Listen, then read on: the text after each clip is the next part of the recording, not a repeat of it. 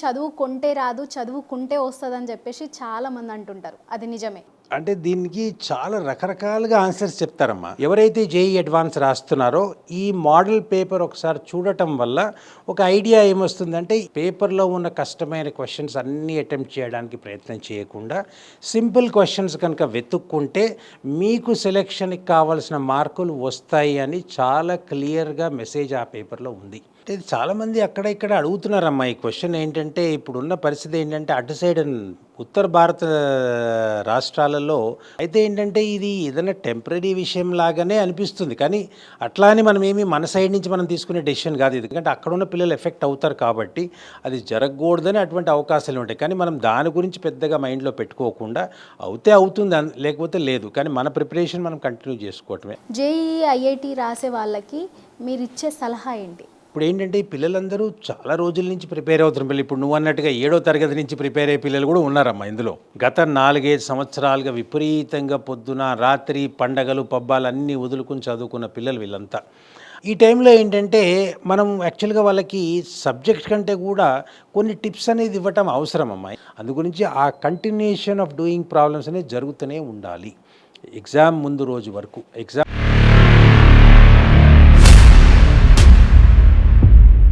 నమస్తే, welcome back to our channel. ఇప్పుడు ఈ రోజుల్లో కానీ ఏ రోజులైనా సరే చదువు అనేది ఎంత ఇంపార్టెంటో అందరికీ తెలిసిన విషయమే. సో మనకు ఎంత డబ్బున్నా, ఎంత పరపతున్నా, ఎన్ని రాజ్యాలున్నా, ఏ రాజ్యానికి రాజు అయినా సరే చదువుకుంటే వచ్చే గౌరవం వేరు.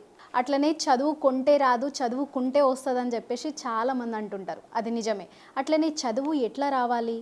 సో మనకు లెక్చరర్స్, టీచర్స్, మాస్టర్లు, ప్రొఫెసర్లు వీళ్ళందరూ చెప్పే పాఠాలు జీవితంలో ఎదగడానికి నేర్పించే ఒక్కొక్క పాఠాల్లో మనకు ఉపయోగపడతాయి. సో అందుకే ఈరోజు మనం జోషుల చంద్రశేఖర్ గారిని ఇంటర్వ్యూ చేయబోతున్నాము. ఎంతోమంది పిల్లలు, ఎంతోమంది స్టూడెంట్స్ అసలు ఒక సబ్జెక్టు ఎవరికైనా ఇంపార్టెంట్ సబ్జెక్ట్ ఏదైనా ఉందంటే మ్యాథ్స్లో చాలామంది కన్ఫ్యూజన్ పడుతుంటారు. నేను కూడా చిన్నప్పుడు అదే కన్ఫ్యూజన్ అనమాట. సో ఇప్పుడున్న జనరేషన్లో జేఈఈ, ఐఐటి చాలా ఇంపార్టెంట్. 90% అబోవ్ పర్సంటేజ్ ఉన్న పిల్లలు చాలామంది ఐఐటి, జేఈఈ చేయాలని చెప్పేసి అనుకుంటారు. కానీ వాళ్ళకు ఎలా చేయాలి, అసలు డైరెక్ట్ ఇన్స్టిట్యూట్కి వెళ్ళి జాయిన్ అయిపోతారు. కానీ క్లాసెస్ ఎలా తీసుకోవాలి, ఎట్లా ప్రిపేర్ అవ్వాలనేది చాలామందికి కన్ఫ్యూజన్ ఉంటుంది. ఆ కన్ఫ్యూజన్ అనేది మొత్తం తీయడానికి ఈరోజు మనతో పాటు మన మ్యాథ్స్ ఫ్యాకల్టీ చంద్రశేఖర్ గారు ఉన్నారు. ప్రతి ఒక్కటి పాయింట్ టు పాయింట్ మీకు ఎక్స్ప్లెయిన్ చేస్తారు. నమస్కారం సార్. నమస్తే అమ్మా. నిజంగా చాలా సంతోషం సార్. ఎందుకంటే ఆల్ ఇండియాలో మీరు ఎక్కడైనా వెళ్ళి స్టూడెంట్స్కి మీ లెసన్స్ చెప్తున్నారంటే నిజంగా మిమ్మల్ని కలుసుకున్నందుకు అదృష్టం మాకు. థ్యాంక్ యూ అమ్మా. నాకు కూడా. ఎందుకంటే మీ ఫీల్డ్లో మీరు ఎక్స్పర్ట్స్, మా ఫీల్డ్లో మేము ఎక్స్పర్ట్స్. మీ పని మేము చేయలేము. అది అసలు నిజంగా ఎంత టఫెస్ట్ అంటే మ్యాథ్స్, దాంట్లో మీరు మొత్తం ఇండియా మొత్తం తిరుక్కుంటూ ప్రతి ఒక్క ఇన్స్టిట్యూట్కి ఎక్కడ మీ నీడ్ ఉంటుందో అక్కడికి వెళ్ళి చెప్తున్నారు. అసలు నిజంగా సూపర్ సార్. అట్లనే ప్రజెంట్ ఇప్పుడు ఏం చేస్తున్నారు సార్? ప్రజెంట్ ఇప్పుడు నేను జనరల్గా ఏంటంటమ్మా, ఈ టైం ఏంటంటే ఇప్పుడు 18th మేకి జేఈ అడ్వాన్స్ ఎగ్జామ్ ఉందమ్మా. అంటే ఎక్కడైతే ఇప్పుడు నాతోటి ఇంటరాక్ట్ అయ్యే పిల్లలు కొంతమంది ఉంటారు రెగ్యులర్గా, వాళ్ళకి last minute preparations, last minute tips, తర్వాత ఇప్పుడు ఏం చేస్తే బాగుంటుంది, ఇటువంటి విషయాల మీద డిస్కషన్ జరుగుతూ ఉంటుందమ్మా. ఇప్పుడు ఫర్ ఎగ్జాంపుల్ నిన్న రాత్రి ఒక పిల్ల బాంబే నుంచి నాకు ఫోన్ చేసి నా దగ్గర ఒక ఆన్లైన్ క్లాస్ తీసుకుంది. ఆ క్లాస్ ఎందుకు తీసుకుందంటే ఐఐటి కాన్పూర్ వాళ్ళు ఒక శాంపుల్ పేపర్ని విడుదల చేశారు వాళ్ళు. ఎందుకంటే ఈసారి exam JEE advance examination IIT Kanpur వాళ్ళు కండక్ట్ చేస్తున్నారు. వాళ్ళు ఒక మోడల్ పేపర్, ఒక శాంపుల్ పేపర్ రిలీజ్ చేశారు. ఆ పేపర్ ఏంటంటే ఈ విధంగా ఉండొచ్చు, లేకపోతే మీరు ఒకసారి అవగాహన కోసం జేఈ అడ్వాన్స్ పేపర్ ఎలా ఉంటుంది చూడండి అని ఒక పేపర్ రిలీజ్ చేశారు. ఆ పేపర్ డిస్కషన్ కోసం అని ఆ పిల్ల నాతో ఫోన్ చేసి నిన్న బాంబే నుంచి నాతో ఆన్లైన్లో రాత్రి 9:45 నుంచి నా దగ్గర క్లాస్ తీసుకుంది. సో ఆ పేపర్ డిస్కషన్ చేసి దాంట్లో ఏ క్వశ్చన్స్ అయితే చేయాలి, ఏ క్వశ్చన్స్ అయితే వదిలిపెట్టాలి అనే పాయింట్ మీద మేము డిస్కస్ చేసాం చాలాసేపు. అందులో రాని లెక్కలు కొన్ని ఆమెకి హెల్ప్ చేశాను నేను. తర్వాత ఈ పేపర్లో మెయిన్గా మనకు కావాల్సిన విషయాలు ఏంటి అనేది ఒక 2-3 విషయాలు మనం మాట్లాడుకుని ముందుకెళ్దామమ్మా. ఎవరైతే జేఈ అడ్వాన్స్ రాస్తున్నారో ఈ మోడల్ పేపర్ ఒకసారి చూడటం వల్ల ఒక ఐడియా ఏమొస్తుందంటే ఈ రకంగా పేపర్ ఉండొచ్చు అని ఒక గైడెన్స్ కోసం వాళ్ళు రిలీజ్ చేశారు. అంటే అలాగే ఉండాలని ఏం లేదు, అదే మోడల్లో ఉండాలని ఏం లేదు. అయితే వాళ్ళు దాంట్లో క్లియర్గా చెప్పవలసిన పాయింట్ ఏంటంటే, క్వశ్చన్ పేపర్లో కొన్ని విపరీతంగా కష్టమైన క్వశ్చన్లు కొన్ని ఉంటాయి, కొన్ని చాలా సింపుల్ క్వశ్చన్స్ ఉంటాయి. మీరు కనుక పేపర్లో చూస్తే మొత్తం టోటల్ 18 క్వశ్చన్లు ఇచ్చాడు వాడు. మొదటి క్వశ్చన్ నుంచి మొదలు పెట్టుకుని లాస్ట్ క్వశ్చన్ వరకు వెళ్తే, మొదటి క్వశ్చన్ సింపుల్గా ఇచ్చాడు, చివరి క్వశ్చన్ చాలా సింపుల్గా ఇచ్చాడు. రెండో క్వశ్చన్ నుంచి మొదలు పెట్టుకుంటూ వెళ్తే ఒక 9th వరకు, ఒక 8th క్వశ్చన్ వరకు చాలా కష్టమైన లెక్కలు దాంట్లో ఇచ్చాడు. అంటే జనరల్గా పిల్లలకి ఏమవుతుందంటే, మొదటి క్వశ్చన్ కూడా వాడు టఫ్గా ఇచ్చి ఉంటే ఫ్రస్ట్రేషను, ఈ క్వశ్చన్స్ అన్నీ ఇట్లాగే ఉంటాయేమో అని అనుకోవటం. సో ఆ పాయింట్ క్లారిఫై చేయడానికి కోసమని ఆ పేపర్ ఇచ్చినట్టుగా ఉంది. పేపర్లో ఉన్న కష్టమైన క్వశ్చన్స్ అన్నీ అటెంప్ట్ చేయడానికి ప్రయత్నం చేయకుండా సింపుల్ క్వశ్చన్స్ కనుక వెతుక్కుంటే మీకు సెలెక్షన్కి కావాల్సిన మార్కులు వస్తాయి అని చాలా క్లియర్గా మెసేజ్ ఆ పేపర్లో ఉంది. అంటే ఎలాంటి పిల్లాడైనా కూడా, మామూలుగా యావరేజ్ పిల్లాడైనా కనుక చూసుకుంటే ఒక 20 మార్కులు తెచ్చుకోవడం అనేది ఈజీ 60కి. ఒక 20 మార్కులు, ఒక 25 మార్కులు తెచ్చుకుంటే వాడికి ఎక్కడో ఒక సెలెక్షన్ రావడానికి అవకాశాలు ఉంటాయి. సో ఆ పాయింట్ క్లియర్ చేయడానికి కోసం అని చెప్పి నా పేపర్ విడుదల చేసినట్టుగా అనిపించింది నాకైతే. ఏవైతే చాలా కష్టంగా ఉంటాయో వాటిని వదిలేయండి బాబు, ఏవైతే సింపుల్గా ఉంటాయో ఆ క్వశ్చన్ సెలెక్ట్ చేసుకోండి, వాటిని చేయండి. సో ఆ పేపర్ మొత్తం డిస్కస్ చేసిన తర్వాత నాకు అనిపించింది ఈ విషయం అందరికీ తెలిస్తే బాగుంటుంది. ఎక్కడైనా డిఫికల్టీ కనుక బాగా ఉంటే ఆ క్వశ్చన్ వదిలిపెట్టండి, సింపుల్గా ఉన్న క్వశ్చన్ అయితే. లాస్ట్ క్వశ్చన్ చాలా సింపుల్ క్వశ్చన్, మొదటి క్వశ్చన్ కొద్దిగా సింపుల్గా ఉంది, తర్వాత రెండో క్వశ్చన్ నుంచి డిఫికల్ట్గానే ఉన్నాయి క్వశ్చన్స్. ఆ డిఫికల్ట్ క్వశ్చన్స్ వదిలేసుకుంటూ సింపుల్ క్వశ్చన్స్ని కనుక అటెంప్ట్ చేసుకుంటే వాళ్ళకి ఒక 60కి ఒక 35 నుంచి 40 మార్కులు రావడానికి మంచి పిల్లలకు అవకాశం ఉంది. ఆ పేపర్ ఆ విధంగా స్పెసిఫై చేస్తుంది. ఒకవేళ టైం లేకపోతే అయినా ఫస్ట్ వచ్చినవన్నీ రాసుకోవటం అమ్మా, సింపుల్ క్వశ్చన్స్ అన్ని అటెంప్ట్ చేసుకోవటం, డిఫికల్ట్ క్వశ్చన్స్ వదిలేసుకుంటే ఒక 1 అవర్ పేపర్లో 30 మినిట్స్ స్పెండ్ చేస్తే ఒక 30 మార్కులు రావడానికి క్లియర్గా కనిపిస్తుంది పేపర్. ఇదమ్మా. Super sir. అట్లనే మనం మ్యాథ్స్లో టఫెస్ట్ చాప్టర్ ఏది సార్? అందరికీ అదొకటి ఉంటుంది, ఇదా అనేది ఒకసారి అంటే ఇప్పుడు టఫెస్ట్ చాప్టర్ అంటే ఏంటంటే రిలేటివ్ అమ్మా. అది ఏంటంటే ఎట్లా ఉంటుందంటే, ఇప్పుడు నేను టీచింగ్ మొదలుపెట్టినప్పుడు ఎవరికి రాని చాప్టర్స్ 2 ఆ రోజులలో. ఒకటి పర్మిటేషన్ కాంబినేషన్, రెండోది ప్రాబబిలిటీ. ఈ 2 చాప్టర్స్ ఎవ్వరు తీసుకునే వాళ్ళు కాదు. ఆ 2 చాప్టర్స్ నాకు బలవంతంగా అంటగట్టేవాళ్ళు. ఎందుకు అంటగట్టేవాళ్ళు అంటే, ఎవరికి రాదు కాబట్టి. నేను అనుకునేవాడిని ఈ చాప్టర్ ఎందుకు ఇచ్చారో నాకు తెలియదు, నేను హ్యాపీగానే ఆ చాప్టర్ చెప్పుకునేవాడిని. మెల్లిమెల్లిగా నాకు పరిస్థితి ఎట్లా వచ్చిందంటే, ఎక్కడ పోయినా ఫస్ట్ ఈ చాప్టర్ చెప్పు, తర్వాత వేరే చాప్టర్స్ చెప్పు. కంట్రీ మొత్తంలో ఎవరికైతే అవసరం ఉందో వాళ్ళు ఈ 2 చాప్టర్స్ కోసమే నన్ను పిలిచేవాళ్ళు. ఒక చాప్టర్కి ఒక 10 నుంచి 12 గంటల్లో కంప్లీట్ చేసేవాడిని, ఇంకొక చాప్టర్ ఒక 6 నుంచి 8 గంటల్లో కంప్లీట్ చేసేవాడిని. అంటే ఒక 20 అవర్స్ లోపల మొత్తం చాప్టర్ కంప్లీట్ చేసేవాడిని. ఆశ్చర్యమైన విషయం ఏంటంటే, ఆ 2 చాప్టర్సు నేను ఒక 2000 సార్లనే చెప్పుంటాను. అంటే అందులో ఉన్న లెక్కలన్నీ నాకు బైహార్ట్ వచ్చేసినాయి. ఆ 2 చాప్టర్స్ చెప్పడం నాకు అందరికంటే ఏ చాప్టర్కైనా ఇష్టం. ఎందుకంటే ఒకటేమో ఆ చాప్టర్ ఎవరికైనా చెప్పచ్చు.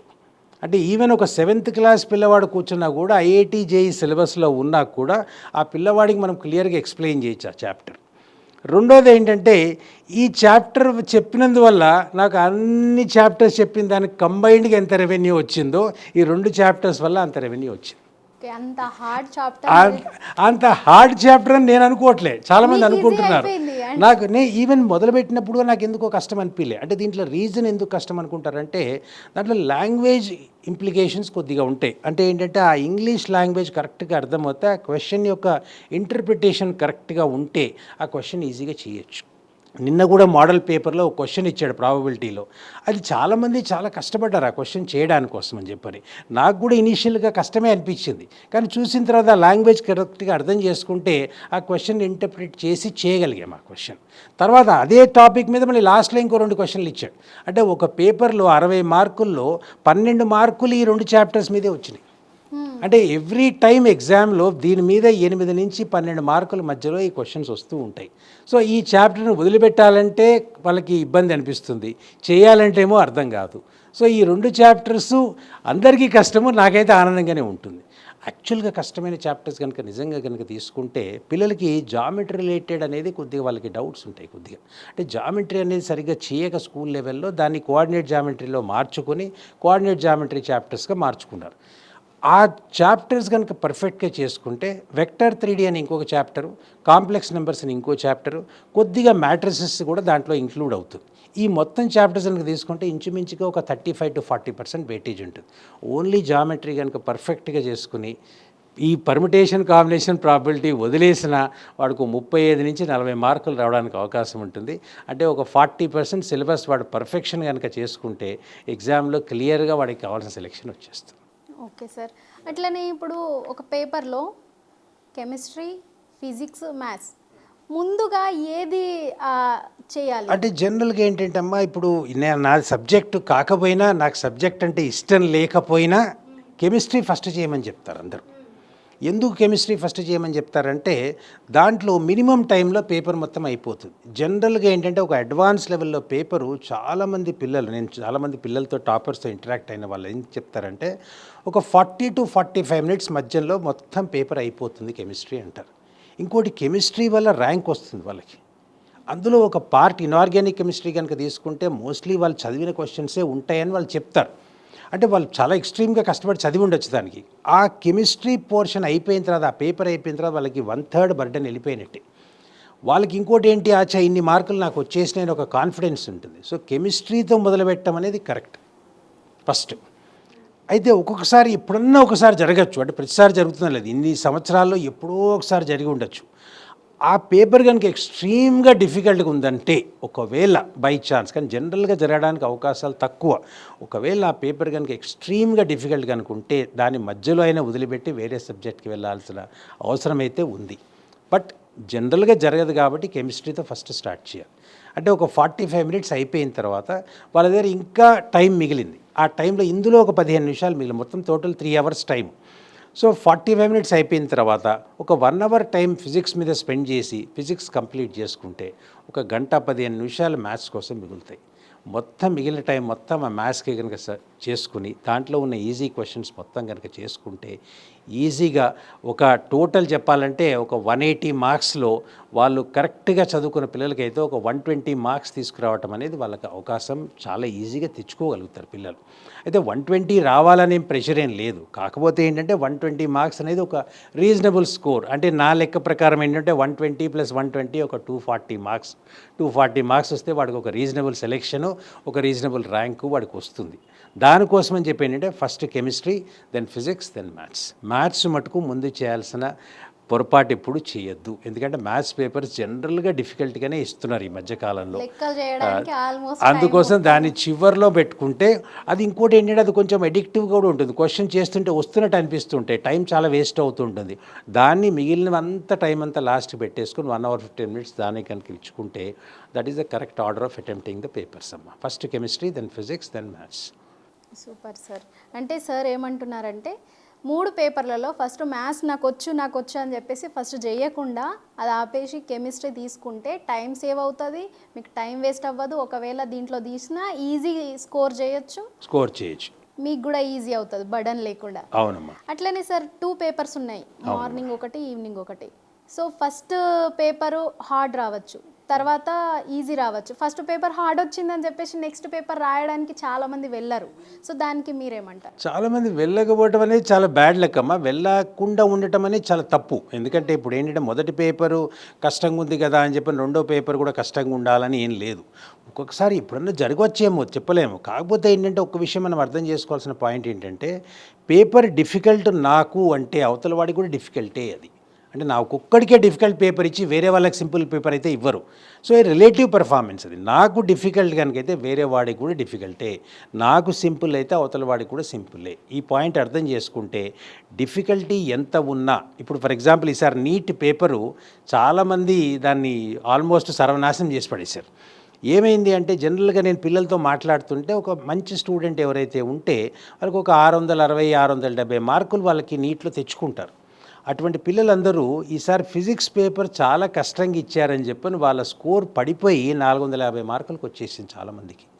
సో ఎక్కడ 660, ఎక్కడ 450, అంటే 720 మార్క్స్కి వాళ్ళకి 660 మార్కులు తెచ్చే పిల్లలందరూ 450 దగ్గర ఆగిపోయారు. నేను ఒక టాపర్ ఢిల్లీలో ఒక పిల్లతో మాట్లాడుతుంటే ఆ పిల్ల జనరల్గా 670, 680 మార్కులు తీసుకొచ్చే కెపాసిటీ ఉన్న పిల్ల.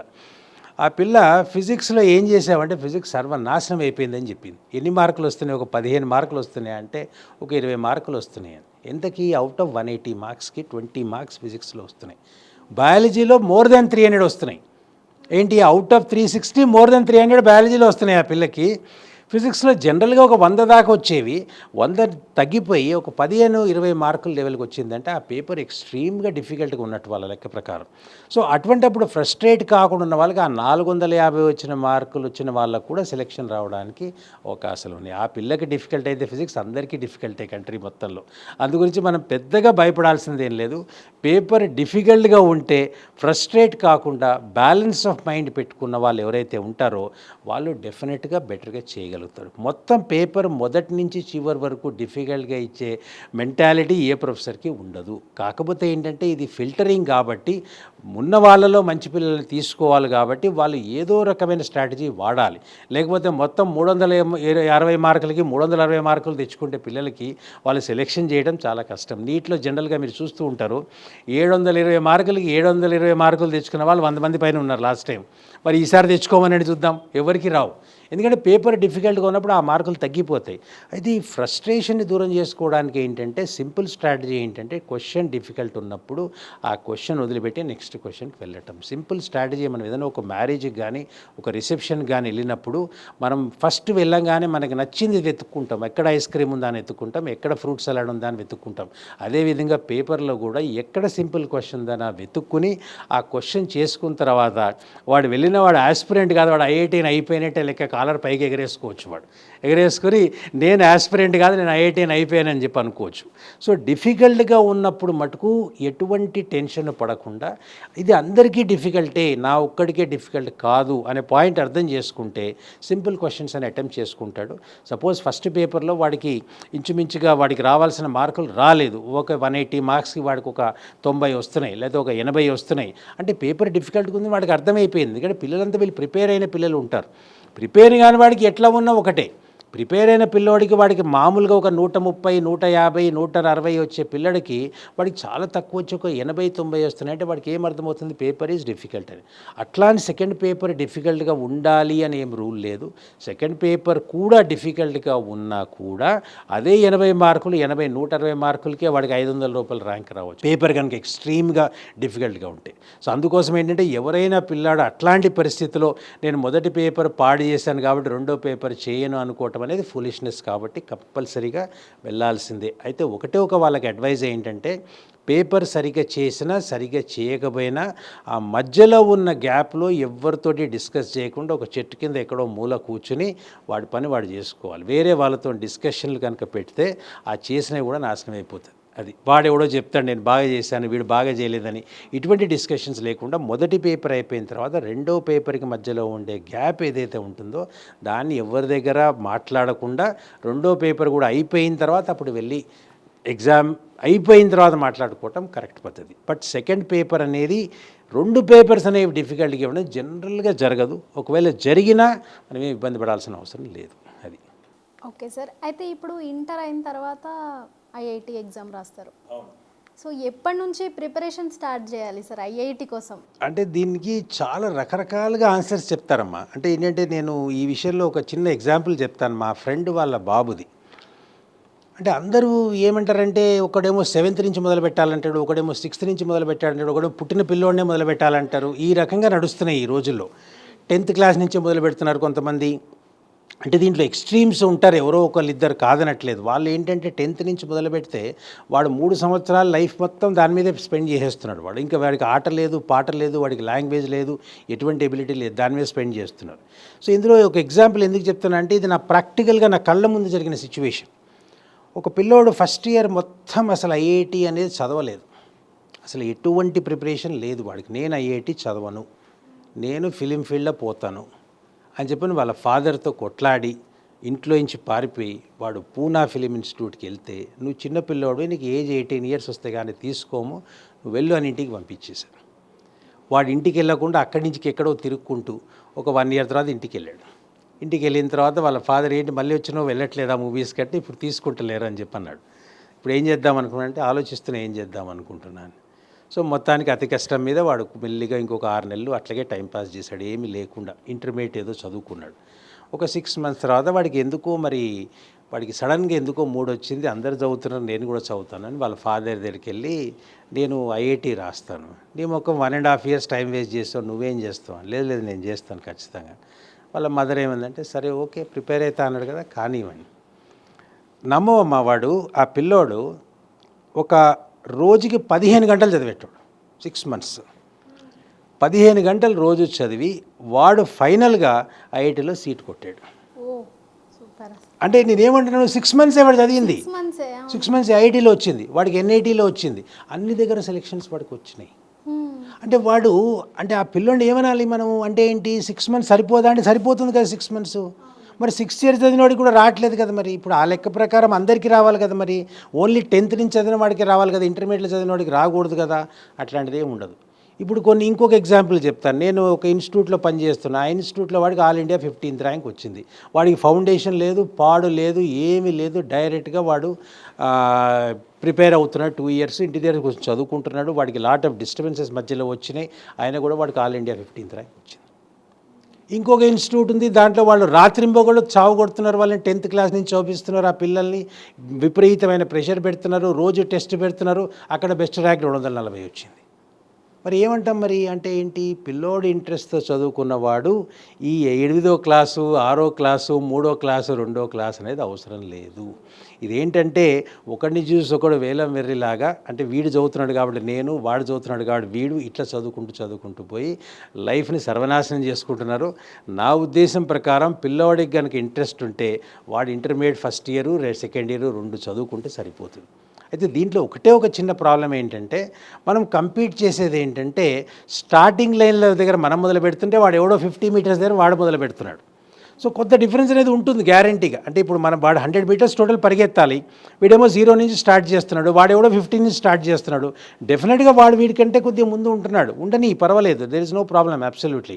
ఒక 1 నుంచి ఒక 500 ర్యాంక్స్ అట్లాంటి పిల్లలకు వదిలేసుకుంటే 500 తర్వాత మనకు 10,000 వరకు ర్యాంకులు ఉన్నాయి. ఎక్కడ వచ్చినా కూడా వాడికి ఏదో ఒక సెలెక్షన్ వస్తుంది లైఫ్లో. ఇది వాడు సొంతగా చేసుకున్నది కాబట్టి నా లెక్క ప్రకారం ఫౌండేషన్ అనేది పెద్దగా ఏమి ఉపయోగపడదు. వాడికి ఏ పని లేకుండా ఇంటి దగ్గర ఇంకే యాక్టివిటీ లేదో చదువుకోవడమే కానీ, లేకపోతే 11th 12th 2 సంవత్సరాలు సరిపోతాయి ఐఐటీ ప్రిపేర్ కావడం. అది టాపర్స్ టాప్ 1 to 500 వదిలేసుకుంటే ఇంకా ఈజీగా వాడికి అసలు ఆ మాత్రం ప్రెషర్ అడుగు లేదు. సింపుల్గా ఇది నేను చెప్పే క్లియర్ కట్. ఇది ఎవరైనా ఈ విషయంలో నాతో ఏకీభవించాలి అంతే. ఈ ఎవరైనా ఇన్స్టిట్యూట్స్ వాళ్ళు మేము 7వ క్లాస్ నుంచి చెప్తాం 6వ క్లాస్ చెప్తాం అంటే అది ఆ పేరెంట్ ఇంట్రెస్ట్, ఆ ఇన్స్టిట్యూట్ ఆఫర్ చేసే కోర్స్ ఇంట్రెస్ట్, సింపుల్ అంతే, అంతకంటే ఏం లేదమ్మా. అది ఓకే సార్. అట్లనే మీరు ఇన్స్టిట్యూట్కి వెళ్తూ ఉంటారు కదా సార్. అవునమ్మా. సో అందరు స్టూడెంట్స్ ఉంటారు, అవునమ్మా. వాళ్ళ దగ్గర నుంచి మిమ్మల్ని ప్రెజర్ చేయడం అలాంటివి ఏమైనా ఉన్నాయా? ప్రెజర్ అంటే ఏ రకంగా అమ్మా? అంటే ఇప్పుడు ఏదైనా ఒక ప్రాబ్లం, ఇది నాకు రావట్లేదు, మీరు చెప్పినా రావట్లేదు, మీరు చెప్పినా రావట్లేదు, అలా ఏమైనా ఉన్నాయా? అంటే జనరల్గా ఉంటాయమ్మా. అంటే పిల్లలు నాకు ఈ లెక్క రావట్లేదు అని అడగటం అనేది చాలా కామన్. అయితే రాకపోవడానికి ఏంటంటే రీజన్ ఏంటంటే ఒకటేమో ఇప్పుడు ఫర్ ఎగ్జాంపుల్ నా ఫోన్లో చూస్తే కనీసం 100 కొద్ది మెసేజ్లు ఇవే ఉంటాయి. ఏంటంటే సార్ ఈ ప్రాబ్లం రావట్లేదు నాకు చెప్పండి. ఎవడో రాత్రి 2 గంటలకు మెసేజ్ పెడతాడు, నేను 2 గంటలకు చూడను, నేను పొద్దునే చూస్తాను. చూసారే నువ్వు ఈ ప్రాబ్లం రావట్లేదు, నేను వాడికి సొల్యూషన్ పంపించను, ఇగో ఈ రకంగా చెయ్యి అని చెప్పి వాడికి పంపిస్తాను. వాడు మళ్ళీ 1 గంట తర్వాత మళ్ళీ మెసేజ్ పెడతాడు. మెసేజ్ పెట్టి సార్ అది ట్రై చేశాను సార్ రాలేదు సార్, ఇగో మళ్ళీ ఒక 1 స్టెప్ హింట్ ఇస్తున్నా చెయ్యి అని చెప్పి ఇంకొక హింట్ ఇస్తాను వాడికి. ఇచ్చిన తర్వాత వాడు తర్వాత 1 గంట తర్వాత మళ్ళీ మెసేజ్ సార్ వచ్చింది సార్ అంటాడు. జనరల్గా 99% ఆఫ్ ద కేసెస్లో ఏంటంటే మనం ఇచ్చిన హింట్తో పిల్లోడు చేయగలుగుతాడు ఆ లెక్కని. వాడు అయినా కూడా రాలేదంటే వాడికి నేను సొల్యూషన్ చేసి పంపిస్తాను ఆ పిల్లలకి. అంటే ఇవాళ రేపు టెక్నాలజీ ఉంది కాబట్టి పిల్లోడికి ప్రాబ్లం రాకపోతే ఇమీడియట్గా నాకు పంపియండి అని చెప్పి నేను యాక్సెసిబుల్గా ఉంటాను వాళ్ళకి. సో అందు గురించి ప్రాబ్లం రాని పిల్లలకి ఇబ్బంది ఏం లేదు. వాడు నాకు సొల్యూషన్ కావాలని పంపిస్తే నేను సొల్యూషన్ ఇమీడియట్గా పంపించగలుగుతాను. కానీ సొల్యూషన్ పంపించడం కంటే అక్కడ వాడంతటా వాడు చేయటం నేర్పించడం అనేది మోర్ ఇంపార్టెంట్ అక్కడ. అది అప్పుడే వాడికి గుర్తుంటుంది, వాడికి డిపెండెన్సీ తగ్గిపోతుంది, వాడంతటి వాడు చేసుకోగలుగుతాడు. ఇది స్ట్రాటజీ ఆఫ్ టీచింగ్ పీపుల్. అది నేను వాడితో పరిగెత్తకూడదు, వాడిని పరిగెత్తించాలి, నేను వెనకాల కూర్చొని చూడాలి. సో ఇది జరుగుతుందమ్మా. జనరల్గా పిల్లలు డౌట్స్ అడగడం అనేది రెగ్యులర్గా నాకు రోజు నేను ఎవడో ఒక పిల్లవాడు నాకు డౌట్స్ ఒక 4-5 పంపిస్తూనే ఉంటారు. ఆ పంపించిన తర్వాత మనం వాడికి ఆన్సర్ చేస్తే వాడు హ్యాపీగా వాడు చేసుకుని ముందుకు వెళ్ళిపోతూ ఉంటాడు. వాడికి ఎక్కడ డౌట్ వచ్చిందో అక్కడ మనం కనుక హెల్ప్ చేయగలిగితే వాడు డెఫినెట్గా వాడంతటి వాడు చేయగలుగుతాడు. వాడి కాన్సెప్ట్ మిస్ అయితే తప్పితే, ఆ కాన్సెప్ట్ మిస్ అయినప్పుడు మటుకు వాడికి మళ్ళీ ఆ కాన్సెప్ట్ ఎక్స్ప్లెయిన్ చేయాల్సి వస్తుంది, అంతే, అంతకంటే ఏం లేదు. సార్ ఇప్పుడు జేఈకి ఐఐటికి డిఫరెన్స్ ఏంటి సార్? ఐఐటి అనేది ఇన్స్టిట్యూట్ అమ్మా, జేఈ అనేది ఎంట్రన్స్. అంటే ఈ జేఈ రాస్తే ఆ ఐఐటిలో పోవడానికి ఎంట్రన్స్. అంటే ఒక రకంగా చెప్పాలంటే ఈ జేఈ అనేది ఒక ఎగ్జామ్, జాయింట్ ఎంట్రన్స్ ఎగ్జామినేషన్. అంటే అన్ని ఐఐటీలకి కంబైన్డ్గా ఒక ఎంట్రన్స్ ఎగ్జామ్ పెట్టుకున్నారు. దాంట్లో వచ్చిన మార్కుల మెరిట్ బట్టి వాడు ఏ ఐఐటీలో వెళ్తాడనేది డిసైడ్ అవుతుంది. ఐఐటి అనేది ఇన్స్టిట్యూషన్, అంటే ఒక కాలేజ్ లాగా, ఇండియన్ ఇన్స్టిట్యూషన్ ఆఫ్ టెక్నాలజీ. దాంట్లో ఎంట్రన్స్ కోసం అని చెప్పని పెట్టింది జేఈ. జేడబ్ల్యూ అనేది ఎంట్రన్స్ ఎగ్జామ్. ఈ ఎగ్జామ్ రాసిన తర్వాత దాంట్లో వచ్చిన మార్కులను బట్టి, దాంట్లో వచ్చిన మెరిట్ని బట్టి వాడికి అడ్మిషన్ వస్తుంది. ఇప్పుడు టాపర్ ఎవడైతే ఉంటాడో, నాకు కంప్యూటర్ సైన్స్ కావాలి, వాడికి మంచి ర్యాంక్ వచ్చింది, వాడికి కావాల్సిన ప్లేస్లో వాడికి కంప్యూటర్ సైన్స్ దొరుకుతుంది. వాడికి సపోజ్ ఐఐటి బాంబేలో కంప్యూటర్ సైన్స్ రావాలి అంటే ఒకటి నుంచి ఒక 60 లోపల ర్యాంక్ వస్తే వాడి కంప్యూటర్ సైన్స్ ఐఐటి బాంబేలో దొరికే అవకాశం ఉంటుంది. ఐఐటి హైదరాబాద్లో సరిపోతుంది, ఒక 500 ర్యాంక్ వచ్చినా వాడికి ఐఐటి హైదరాబాద్లో కంప్యూటర్ సైన్స్ దొరికే అవకాశం ఉంటుంది. సో ఈ రకంగా ఆ మార్కులు వచ్చిన, ఆ ఎంట్రన్స్లో వచ్చిన మార్కులు, దాన్ని బట్టి వచ్చిన ర్యాంక్ బట్టి, వాడుకున్న కేటగిరీ బట్టి వాడికి సెలెక్షన్ వస్తుంది ఏ ఐఐటిలో వెళ్తాడు అనేది. ఇది అమ్మ జేడబ్ల్యూ అనేది ఎంట్రన్స్. ఎందుకంటే ఇది చాలా మందికి, కొంతమంది స్టూడెంట్స్కి తెలియదు కూడా, తెలియదు నాన్న, చేయాలనిపిస్తుంది కానీ అసలు ఏంటి అసలు process జేడబ్ల్యూ కూడా అనేది తెలీదు. ఏంటి, ఐఐటి అనేది ఏది, ఆ డిఫరెన్స్ నువ్వు అడిగా కాబట్టి నేను నీకు క్లియర్గా చెప్పాను. జేడబ్ల్యూ అనేది ఓన్లీ ఒక ఎంట్రన్స్ అంతే. ఆ ఎంట్రన్స్ క్వాలిఫై అయిన తర్వాత ఒక ఇన్స్టిట్యూట్లో జాయిన్ కావడానికి కోసమని పెట్టిన ఎంట్రన్స్ ఇది. ఆ ఇన్స్టిట్యూట్స్ ఏవంటే అవి ఐఐటీస్ దాంట్లో. అది ఇవి కాకుండా ఐఐటీస్ కాకుండా ఇంకా కొన్ని ఇన్స్టిట్యూషన్స్ కూడా వాళ్ళు దాంట్లో తీసుకుంటారు. ఇప్పుడు జేడబ్ల్యూలో 2 రకాల ఎగ్జామ్స్ జరుగుతాయి. ఎన్ఐటీస్ కోసం ఫస్ట్ ఫేజ్లో వచ్చిన మార్కులు సరిపోతాయి, ఆ ర్యాంకులతోటి ఎన్ఐటీస్లో కానీ ఇంకా వేరే కాలేజీలో కొన్నిట్లో కానీ ఎన్ఐటీస్లో కానీ ఫస్ట్ ఫేజ్ ఎగ్జామ్తో అయిపోతుంది వాడికి. అంటే జేఈ మెయిన్స్ అంటారు దాన్ని. ఆ జేఈ మెయిన్స్ తర్వాత దాంట్లో క్వాలిఫై అయిన ఒక 2.5 లక్షల మందిని వాళ్ళు సెలెక్ట్ చేసి వాళ్ళ కోసమని ఇంకో ఎగ్జామ్ పెడతారు. ఆ ఎగ్జామ్ అనేది జేఈ అడ్వాన్స్. అది మటుకు ఎక్స్క్లూజివ్గా ఐఐటీస్ కోసమని, ఇంకా కొన్ని టాప్ ఇన్స్టిట్యూట్స్ కోసమని వాడతారు ఆ స్కోర్స్ని. అంతేగాని జేడబ్ల్యూ అనేది ఓన్లీ ఒక ఎంట్రన్స్ ఎగ్జామ్ మాత్రమే, అంతేనా? Okay sir. అట్లనే చాలామంది అనుకుంటారు పిల్లలు, గవర్నమెంట్ స్కూల్లో చదివాను, సో ఎందుకు నాకు వస్తుందో రాదో, నాకు వస్తుందో రాదో అని చెప్పేసి ఆ భ్రమలోనే అసలు రాయరు, అవును. ఎంట్రన్స్ కూడా రాయరు. సో దానికి మీరు ఏమంటారు, వాళ్ళకి ఏ అంటే సజెషన్? నేను చదివింది గవర్నమెంట్ స్కూలేనమ్మా. ఓహ్, నేను చదివింది గవర్నమెంట్ స్కూలే. అంటే గవర్నమెంట్ స్కూల్లో చదువుకున్న వాళ్ళు ఏం పనికిమాలిన వాళ్ళని ఏం లేదు. కాకపోతే ఏంటంటే కొంచెం పాపం వాళ్ళకున్న కండిషన్స్ బట్టి, వాళ్ళకున్న దీన్ని బట్టి కొన్ని ఫెసిలిటీస్ అనేవి తక్కువగా ఉంటాయి. అంటే జనరల్గా ఎట్లుంటుందంటేనమ్మా, వాళ్ళకి మొదటి సంవత్సరమే వాళ్ళకి రిపీట్ కాకపోయినా ఇంకొకసారి రిపీట్ చేసే అవకాశం కనుకుండి, వాళ్ళకి ప్రాపర్గా గైడ్ చేసే టీచర్ కనుక దొరికితే గవర్నమెంట్ స్కూల్ వాళ్ళు కూడా చేయగలుగుతారమ్మా, అటువంటి ఇబ్బంది ఏం లేదు. అంటే గవర్నమెంట్ స్కూల్ పిల్లల మీద మాకు ప్రత్యేకమైన ప్రేమ. ఎందుకంటే వాడికి ఫెసిలిటీ లేక అట్లా అయిపోయాడు, కానీ పిల్లోడు మంచి పిల్లోడే. అంటే వాడికి ఆ ఫెసిలిటీ దొరకలేదు, గవర్నమెంట్ ప్రొవైడ్ చేస్తుంది ఫెసిలిటీస్, అవి సరిపోవట్లే వాడికి. వాడుకున్న ఆర్థిక పరిస్థితులు, వాడికి ఇంటి దగ్గర ఉన్న ఇబ్బందులు, ఇంటి దగ్గర వాడికి సరైన అవకాశాలు లేక, వాడు కొంతమంది పిల్లలు అయితే మీరు ఆశ్చర్యపోతారు. మా ఫ్రెండ్ ఒకతను గవర్నమెంట్ స్కూల్ టీచర్, అతను ఎప్పుడు ఏదైనా ఉన్నప్పుడు కూడా నాకు వెంటనే ఫోన్ చేస్తాడు, సార్ మా స్కూల్లో ఈ పర్టికులర్ రూమ్లో ఫ్యాన్లు వేస్తారు, ఏమైనా మీరు డొనేట్ చేయగలుగుతారా సార్? నేను ఒక రూమ్ కాదా 2 రూమ్లు ఇస్తారని చెప్పి 2 ఫ్యాన్లు డొనేట్ చేస్తాం వాళ్ళకి. ఎందుకంటే అవకాశం ఇస్తే వాళ్ళు చదవగలుగుతారు పిల్లలు అని చెప్పినది. సో అట్లాంటి పిల్లలు ఎవరైతే ఉంటారో వాళ్ళకి అవకాశాల కోసం అని చెప్పని కొంతమంది ప్రొవైడ్ చేస్తున్నారు, వాళ్ళకి కొద్దిగా హెల్ప్ చేద్దామని. అలాంటి పిల్లలు ఎవరైనా కనుక ఉంటే వాళ్ళకి స్పెషల్ ఫెసిలిటీస్ కనుక ప్రొవైడ్ చేసి, ఇట్లాగే ఇప్పుడు మేము ఇక్కడ ఒక పర్టికులర్ ఇయర్లో మేము ఇక్కడ మన ఈ సోషల్ వెల్ఫేర్ డిపార్ట్మెంట్ వాళ్ళు ఈ గవర్నమెంట్ స్కూల్ పిల్లలకి, ఈ కేటగిరీ పిల్లల కోసం అని చెప్పని సపరేట్గా వాళ్ళు కొన్ని కోర్సెస్ రన్ చేశారు ఐఐటి కోసం. ఇప్పుడు కూడా రన్ చేస్తున్నారో నాకు తెలియదు. ఆ పర్టికులర్ ఇయర్ నేను ఆ బ్యాచ్ పిల్లలకు చెప్పాను. పిల్లలు చాలా ఇంట్రెస్టింగ్గా చదువుతారు, వాళ్ళు చాలా ఆనందంగా చదువుతారు. కాకపోతే ఏంటంటే వాళ్ళకి ఫెసిలిటీస్ ప్రొవైడ్ చేసింది గవర్నమెంట్, ఇప్పుడు కూడా చేస్తున్నట్టున్నారు, నాకు పెద్దగా ఐడియా లేదు దాని గురించి. ఇప్పుడు దాంట్లో మంచి మంచి టీచర్లను ప్రొవైడ్ చేశారు. ఆ టైంలో రామేష్ సార్ ఉండేవారు. ఆ సారు మమ్మల్ని అడిగి, అరే మీరు వెళ్ళండి అయ్యా, అక్కడ మంచి పిల్లలు ఉన్నారు, మీరు గైడ్ చేయండి అంటే అందులో నుంచి వాళ్ళకు కూడా సెలెక్షన్స్ వచ్చినాయమ్మ. సో అందుకోసమని గవర్నమెంట్ స్కూల్ పిల్లలు ఎవరూ నిరుత్సాహపడాల్సిన అవసరం లేదు. కాకపోతే ఏంటంటే అందరికీ ఫస్ట్ అటెంప్ట్లో వస్తే వీళ్ళకి సెకండ్ అటెంప్ట్ రావచ్చు, అది పెద్ద దానివల్ల ఏం పెద్ద నష్టమేం లేదు. ఒక ఏడాది రిపీట్ చేసుకుంటారు, వాళ్ళకి అవకాశాల కోసం కావాలంటే వెతుకుతే ఫెసిలిటీస్ దొరుకుతాయి వాళ్ళకి హెల్ప్ చేయడానికి కొంతమంది సిద్ధంగా ఉన్న టీచర్లు కొంతమంది ఉంటారు. గవర్నమెంట్ కూడా వాళ్ళకి హెల్ప్ చేస్తుంది కాబట్టి వాళ్ళకి అవకాశాలు ఉంటాయి. మనం ఎటువంటి అవకాశం ఉన్న పిల్లలైనా వాళ్ళకు కొద్దిగా మన సైడ్ నుంచి మనం కూడా వాళ్ళకి కావాల్సిన మెటీరియల్ ఇలాంటివి ఇవ్వడానికి మనం ప్రయత్నం చేయొచ్చు, ఎవరైనా ఉంటే అలాంటి పిల్లలు. అది సరే ఇంటర్తో పాటు ఐఐటి తీసుకుంటే ఇంటర్ స్టేట్ సిలబస్ సరిపోతుందా లేక సిబిఎస్ఈ తీసుకోవాలా? ఏది బెటర్ సార్, ఏది బెస్ట్? అంటే మేము చదువుకున్నప్పుడు సిబిఎస్ఈ సిలబస్ కొద్దిగా బెటర్గా అనిపించేదమ్మా ఆ రోజుల్లో. అంటే మాకందరికీ ఏంటంటే సిబిఎస్ఈ వాళ్ళని కొద్దిగా హయ్యర్ ప్లాట్ఫామ్లో చూసేవాళ్ళు. ఇప్పుడున్న పరిస్థితి కనుక తీసుకుంటే మన స్టేట్ బోర్డ్ సిలబస్ ఆల్మోస్ట్ సిబిఎస్ఈకి ఈక్వల్ అమ్మా. అంటే కెమిస్ట్రీ అయితే ఆల్మోస్ట్ ఎన్సీఆర్టీని తీసుకొచ్చి పెట్టేశారు దీంట్లో. అందుకోసం సిలబస్లో పెద్దగా తేడాలు లేవు. మనదే కాకుండా వేరే బోర్డ్స్ కూడా, రాజస్థాన్ బోర్డు కానీ లేకపోతే యూపీ బోర్డ్ సిలబస్ ఇంకా సిబిఎస్ఈ కంటే టఫ్. సో వేరే స్టేట్స్లో బోర్డ్ సిలబస్ కూడా ఎటువంటి విధంగా సిబిఎస్ఈ సిలబస్ తోటి ఇన్ఫీరియర్గా ఏమీ లేదు. అందుకోసం స్టేట్ బోర్డ్ అనేది మనది చాలా బెటర్గా ఉంది. మన తెలంగాణ బోర్డ్ అయితే ఇంకా బెటర్గానే ఉందని చెప్పాలి నన్నైతే. సో సిబిఎస్ఈ సిలబస్ కంటే మన మ్యాథ్స్ కనుక తీసుకుంటే, తెలుగు అకాడమీ బుక్స్ కనుక చేసుకుంటే ఖచ్చితంగా జేఈ మెయిన్స్ వరకు వెళ్ళిపోతాడు ఆ పిల్లోడు. అందుకోసం మన సిలబస్ ఏ రకంగా ఇన్ఫీరియర్గా లేదమ్మా సిబిఎస్ఈ సిలబస్తో కంపేర్ చేసుకుంటే. ఖచ్చితంగా ఎటువంటి అనుమానం లేదు, మన సిలబస్ 100% సరిపోతుంది.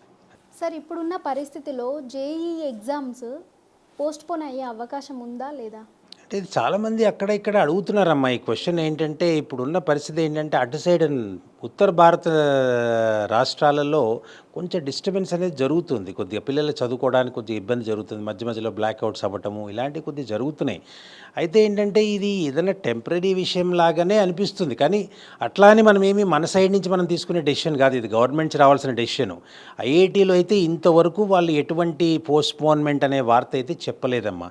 కాకపోతే ఇందులో ఏమన్నా ఇంకా పరిణామాలు ఇంకేమైనా సీరియస్గా కనుక ఉంటే మటుకు ఖచ్చితంగా పోస్ట్పోన్ చేస్తారు. ఎందుకంటే అక్కడున్న పిల్లలు ఎఫెక్ట్ అవుతారు కాబట్టి అది జరగకూడదని అటువంటి అవకాశాలు ఉంటాయి. కానీ మనం దాని గురించి పెద్దగా మైండ్లో పెట్టుకోకుండా అవుతే అవుతుంది, లేకపోతే లేదు. కానీ మన ప్రిపరేషన్ మనం కంటిన్యూ చేసుకోవటమే. అది అవుతుంది కదా అని చెప్పని మన ప్రిపరేషన్ ఆపేయటం అనేది కరెక్ట్ కాదు. ఏదన్నా ఉన్నా కూడా వాళ్ళ నోటిఫికేషన్ అయితే క్లియర్గా ఇస్తారమ్మా. అంటే ఇది డెసిషన్ తీసుకోవాల్సింది గవర్నమెంట్ ఆఫ్ ఇండియా కాబట్టి అక్కడ ఉన్న పరిస్థితులు ఎలా ఉన్నాయో దాన్ని బట్టి అవుతుంది కాబట్టి ఇది మనం తీసుకోవాల్సిన నిర్ణయం, మనం చెప్పగలిగిన విషయం కూడా కాదు ఇది. అందుగురించి మనం ఒకటి మనం తీసుకోవాల్సింది ఏంటంటే ఎగ్జామ్ పోస్ట్పోన్ కాదనుకునే మన ప్రిపరేషన్లో మనం ఉండటం కరెక్ట్. అది అంతకంటే మనం దీని గురించి వేరే ఏం కమెంట్ చేయలేమమ్మా పరిస్థితి. ఎందుకంటే ఇది మనం చేసే విషయం కాదు కాబట్టి అది సూపర్ సార్. ఎందుకంటే ఇప్పుడు రాబోయే రోజుల్లో ఇప్పుడు ఎగ్జామ్ ఉంది, త్వరలోనే ఎగ్జామ్ ఉంది కాబట్టి ప్రతి ఒక్క పాయింట్ మాకు పాయింట్ టు పాయింట్ చెప్పారు. అట్లనే ఇప్పుడు ఐఐటి ఎగ్జామ్ రాసే వాళ్ళకు, జేఈఈ ఐఐటి రాసే వాళ్ళకి మీరు ఇచ్చే సలహా ఏంటి? అవునమ్మా. ఇప్పుడు ఏంటంటే ఈ పిల్లలందరూ చాలా రోజుల నుంచి ప్రిపేర్ అవుతున్న పిల్లలు. ఇప్పుడు నువ్వు అన్నట్టుగా 7వ తరగతి నుంచి ప్రిపేర్ అయ్యే పిల్లలు కూడా ఉన్నారమ్మా ఇందులో. 7వ తరగతి నుంచి 10వ తరగతి నుంచి గత 4-5 సంవత్సరాలుగా విపరీతంగా పొద్దున రాత్రి పండగలు పబ్బాలు అన్నీ వదులుకుని చదువుకున్న పిల్లలు వీళ్ళంతా. అంటే వీళ్ళకి ఏంటంటే ఒక రకమైన ఏంటంటే ఇంకా చివరి స్టేజ్ వచ్చింది, అయిపోతే బాగుండు అనే పరిస్థితిలో ఉన్నారు ఇప్పుడు వీళ్ళు. ఈ టైంలో ఏంటంటే మనం యాక్చువల్గా వాళ్ళకి సబ్జెక్ట్ కంటే కూడా కొన్ని టిప్స్ అనేది ఇవ్వటం అవసరం అమ్మా. ఎందుకంటే వాళ్ళకి ఏమవుతుందంటే చిన్న చిన్న మిస్టేక్స్ జరగకుండా ఉంటే, అంటే ఇదేంటంటే వాడు కావాలని చేయడు, పొరపాటు అనేది కొద్దిగా అవాయిడ్ చేసుకుంటే డెఫినెట్గా వాడికి మామూలుగా చేసిన దానికంటే ఇంకొంచెం బెటర్గా చేయగలుగుతాడు. అంటే ఏం చేయాలి అంటే ఇప్పుడు ఫర్ ఎగ్జాంపుల్ ఏదంటే మనం ఇప్పుడున్న పరిస్థితిలో ఇప్పుడు నా దగ్గర ఒక వారం రోజులు టైం ఉంది, లేదా ఒక 8 రోజులు టైం ఉంది, వారం రోజులు టైం లేదు. ఇందులో ఏం చేయాలి? బేసిక్గా అది రిక్వైర్మెంట్. ఇప్పుడు మంచి పిల్లలు ఎవరైతే ఉంటారో, టాపర్స్ అందరు ఎవరైతే ఉంటారో వాళ్ళకి మేము జనరల్గా ఏం అడ్వైజ్ చేస్తాం, అందరి పిల్లలకి చేస్తాం, కానీ కొంతమంది ఫాలో అవుతారు, కొంతమంది ఫాలో కారు. వాళ్ళు ఏం చేయమని చెప్తామంటే ఉన్న కాన్సెప్ట్స్ అన్నీ ఒక 100 పేజెస్ నోట్బుక్లో రాసేసుకోమని చెప్తాం. అంటే చాప్టర్ వైజ్, అంటే ఇప్పుడు ఒక చాప్టర్ మనం చెప్తున్నాం, పర్మిటేషన్ చెప్తున్నాం, లేకపోతే ఒక కోనిక్ సెక్షన్ చెప్తున్నాం, లేకపోతే ఒక కాంప్లెక్స్ నెంబర్స్ చెప్తున్నాం. దాంట్లో ఉన్న ఇంపార్టెంట్ కాన్సెప్ట్స్ అన్నీ వాళ్ళకి మేము క్లాస్ అయిపోయిన తర్వాత ఇంటి దగ్గరికి వెళ్ళి రాసుకోమని చెప్తాం.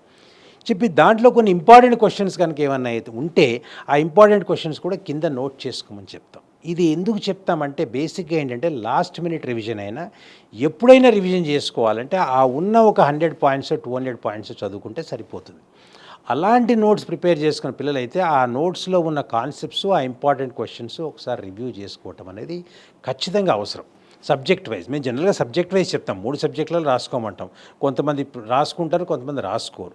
రాసుకోని పిల్లలు ఎవరైతే ఉంటే ఆ మొత్తం నోట్స్ రిఫర్ చేసుకుని అందులో ఉన్న ఇంపార్టెంట్ క్వశ్చన్స్ అన్నీ, ఇంపార్టెంట్ కాన్సెప్ట్స్ అన్నీ ఒక్కసారి చూసేసుకుంటే ఎక్కువ టైం పట్టదు వాళ్ళకి. ఎందుకంటే ఓన్లీ ఒక 100 పేజెస్ నోట్బుక్లో మొత్తం కాన్సెప్ట్స్, ఇంపార్టెంట్ క్వశ్చన్స్ అన్నీ వచ్చేస్తాయి. అది చదవడానికి వాడికి హార్డ్లీ ఒక 4 అవర్స్, ఒక 5 అవర్స్ పడుతుంది. అట్లా వాడు కావాలంటే టాపిక్ వైజ్, అంటే ఇప్పుడు ఫర్ ఎగ్జాంపుల్ యూనిట్ వైజ్ చదువుకోవచ్చు. క్యాలిక్యులస్ మొత్తం ఒకరోజు, కోఆర్డినేట్ జామెట్రీ మొత్తం ఒకరోజు, అల్జెబ్రా మొత్తం ఒకరోజు, ట్రిగ్నామెట్రీ మొత్తం ఒకరోజు. ఆ ఇంపార్టెంట్ కాన్సెప్ట్స్, ఇంపార్టెంట్ క్వశ్చన్స్ చదువుకోవడం ఫస్ట్ పాయింట్ అమ్మ. ఇది ఫస్ట్ ఇంపార్టెంట్ పాయింట్. రెండో పాయింట్ ఏంటంటే వీళ్ళు ఇప్పుడు బాగా వేడి మీద ఉంటారు. ఎందుకంటే ఇప్పుడు ప్రతిరోజు ఒక 50 లెక్కలు, ఒక 100 లెక్కలు చేస్తూ ఉంటారు ఈ పిల్లలందరూ. సడన్గా ఒక్కసారి వదిలేయకూడదు. అంటే ఎక్సర్సైజ్ చేసిన తర్వాత ఒకటేసారి ఆపేయొద్దంటారు జనరల్గా. ఏమంటారంటే కూల్ డౌన్ చేయమంటారు. ఇప్పుడు ఒక ట్రెడ్మిల్ మీద ఒక 30 మినిట్స్ నడిచిన తర్వాత ఒకటేసారి దిగిపోమని చెప్పరు. వాళ్ళు ఏం చెప్తారంటే ఫస్ట్ ఒక 12 కిలోమీటర్స్ పర్ అవర్ నడిచేవాడిని ఫస్ట్ 8కి రా, 8 నుంచి 6కి రా, 6 నుంచి 2కి రా అలా చెప్తారు. అట్లాగే ఇక్కడ వీళ్ళు కూడా ఏంటంటే మంచి హాట్గా ఉన్నప్పుడు ఒకటేసారి వదిలేయటం అనేది కరెక్ట్ కాదు. ఎందుకంటే ఆ ప్రాక్టీస్ అయితే ఎగ్జామ్ పోయేసరికి టోటల్గా కూల్ డౌన్ అయిపోయి వాడికి ఆ చేసే ఇది యాటిట్యూడ్ పాడైపోతుంది. అందుగురించి ఆ కంటిన్యూషన్ ఆఫ్ డూయింగ్ ప్రాబ్లమ్స్ అనేది జరుగుతూనే ఉండాలి ఎగ్జామ్ ముందు రోజు వరకు. ఎగ్జామ్ 1 డే బిఫోర్ ఆ 2 డేస్ బిఫోర్ వరకు జరుగుతూనే ఉంటుంది. ప్రతిరోజు వాడు కొన్ని కొత్త క్వశ్చన్స్ అంటే ఇంతకుముందు చూడని క్వశ్చన్స్ ఒక 10 క్వశ్చన్స్, ఒక 15 క్వశ్చన్లు పర్ సబ్జెక్ట్ చేయటం అనేది ఖచ్చితంగా పెట్టుకోవాలి. Revision of concepts plus new questions everyday ప్రతి సబ్జెక్ట్కి ఒక 10-15 క్వశ్చన్స్ చేస్తుండటం. ఇది రెండో పాయింట్. మూడో పాయింట్ ఏంటంటే ఒక ఎగ్జామ్ అనేది వీళ్ళు జనరల్గా ఏంటంటే వీళ్ళకి డైలీ టెస్ట్లు జరుగుతూ ఉంటాయి. ఒక ఎగ్జామ్ రాయటం అనేది అవసరం వీళ్ళకి. ఎందుకంటే ఎగ్జామ్ ఎందుకు రాస్తారంటే వాళ్ళకి ఆ స్టైల్ ఆఫ్ ఎగ్జామినేషన్ మిస్ కాకుండా, ఆ టైమింగ్ అనేది మిస్ కాకుండా. జనరల్గా వీళ్ళకి 2 పేపర్స్ ఉంటాయి. అంటే 2 పేపర్స్ రాయడం ఇష్టం లేకపోతే ఒకరోజు ఒక పేపరు, నెక్స్ట్ డే ఇంకో పేపర్ రాసుకోవచ్చు. పేపర్ టైమింగ్ ఎట్లా ఉంటుందో అదే టైమింగ్లో వీళ్ళు ఎగ్జామ్ రాయటం అనేది కరెక్ట్. అంటే వీళ్ళ టైమింగ్ ఎట్లా ఉంటుందంటే మార్నింగ్ 9 to 12 ఒక పేపర్ ఉంటుంది, ఈవినింగ్ 2:30 to 5:30 ఇంకో పేపర్ ఉంటుంది. ఈ మార్నింగ్ ఒకరోజు రాస్తే నెక్స్ట్ డే మధ్యాహ్నం రాయటం అవసరం. 2 పేపర్స్ రాస్తుంటే అదే టైమింగ్లో రాయటం అనేది అవసరం. ఎందుకంటే ఆ టైమింగ్లో బయాలజికల్ క్లాక్ సెట్ అయ్యి ఉంటుంది. వాడు మధ్యాహ్నం 2:30 to 5:30 జనరల్గా కష్టమైన టైం, ఆ టైంలో నిద్రపోతారు పిల్లలు. ఆ టైంలో నిద్రపోతే వాడికి ఎగ్జామ్లో కూడా నిద్ర వస్తుంది. అందుకోసం ఏంటి అది కాకుండా కరెక్ట్గా వాడు అర్థం చేసుకోవాల్సిన పాయింట్ ఏంటంటే ఆ టైంలో వాడు ఎగ్జామ్ రాయాల్సిందే. ఇది రెండో పాయింట్. మూడో పాయింట్ ఏంటంటే వీలైనంత వరకు కొంత కంఫర్ట్ లెవెల్ తక్కువగా ఉండేటట్టుగా ఎగ్జామ్ రాయటం మంచిది. అంటే ఏంటంటే మనం ఒక సోఫాలో కూర్చుని రిలాక్స్డ్ ఒక ప్యాడ్ పెట్టుకుని ఇలా రాస్తుంటే ఎగ్జామినేషన్లో అటువంటి సిచ్యువేషన్ లేకపోవచ్చు వాడికి. ఎందుకంటే వాడు కొంచెం స్ట్రైట్గా నుంచుని కంప్యూటర్ ముందు రాయాల్సిన అవకాశం ఉంటుంది. సో అటువంటి సిచ్యువేషన్లో రాయటం అనేది అవసరం. వాడు మంచిగా పడుకుని ఒక ఏసీలో మంచి ఒక 10లోనో ఒక 15లోనో ఏసీ పెట్టుకుని రాస్తే వాడికి అక్కడ ఏసీ ఆ రకంగా పనిచేయకపోవచ్చు. అటువంటి చైర్ వాడి దగ్గర ఉండకపోవచ్చు, కన్వీనియంట్ చైర్, ఒక స్టూల్ లాంటిది ఉండొచ్చు. సో అందుగురించి కొంచెం డిఫికల్ట్ సిచ్యువేషన్లో ఎగ్జామ్ రాయటం కూడా కొంచెం అవసరమే. ఇది ఇంకొక పాయింట్, మూడో పాయింట్. తర్వాత ఏంటంటే అక్కడ ఏసీలు ఎట్లా పనిచేస్తాయో ఎట్లా పనిచేయదో మనకు తెలియదు. సో కొద్దిగా మినిమం ఒక 2-3 హ్యాండ్ కర్చీఫ్సో లేకపోతే ఒక 2-3 టిష్యూ పేపర్సో తీసుకెళ్ళటం అనేది అవసరం అక్కడ ఎగ్జామినేషన్లో. అంటే ఎగ్జామినేషన్ సిచ్యువేషన్ బాగుంటే పర్వాలేదు, బాగాలేకపోయినా కూడా మనకి అది డిఫికల్టీ లేకుండా ఉండేటట్టుగా ఇక్కడ సిమ్యులేటర్ని ఇట్లనే పెట్టుకుంటే వాడికి ఎగ్జామినేషన్ సిచ్యువేషన్లో పెద్దగా ప్రాబ్లం ఉండదు. అన్నిటికంటే ఇంపార్టెంట్ ఇంకో పాయింట్ ఏంటంటే ఈ సిస్టమ్స్ మధ్యలో హ్యాంగ్ అయిపోతుంటే సిస్టమ్స్ మధ్యలో పనిచేయవు.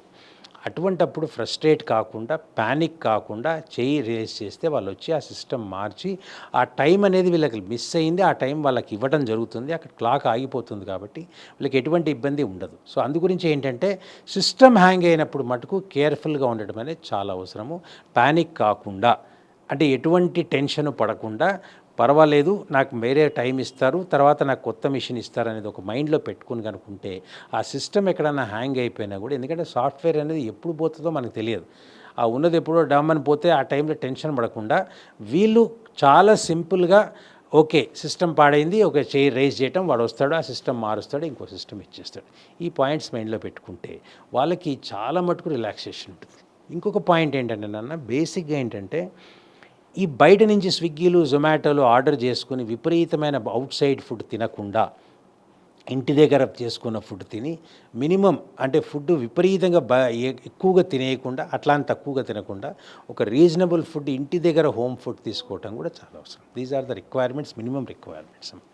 సూపర్ సార్, నిజంగా అంటే నాకు మ్యాథ్స్ గురించి తెలీదు, మీరు చెప్తే అంత ఇంట్రెస్ట్ వస్తుంది. నిజంగా పిల్లలకి చాలా ఇంట్రెస్ట్ వస్తుంది, అంత మంచిగా చెప్పారు. Thank you so much sir. నిజంగా ఈరోజు మా స్టూడియోకి వచ్చి ఇంత నాలెడ్జ్ మాతోని పంచుకున్నందుకు thank you so much. Thank you నాన్న, థ్యాంక్ యూ. చూశారు కదా, ప్రతి ఒక్కటి పాయింట్ చెప్పారు సార్. ప్రతి ఒక్కళ్ళకి మ్యాథ్స్లోనే ప్రాబ్లం ఉంటుంది, ఐఐటి కొట్టాలని ఎంతోమంది కల. సో సార్ వీడియో ఒక్కసారి చూసారంటే మీలో చాలా మార్పు ఉంటుంది. మీకు ఏమైనా క్వైరీస్ ఉంటే కింద కామెంట్ బాక్స్లో పెట్టండి, ఖచ్చితంగా వీడియో రూపంలో మీకు అందిస్తాం. నమస్తే.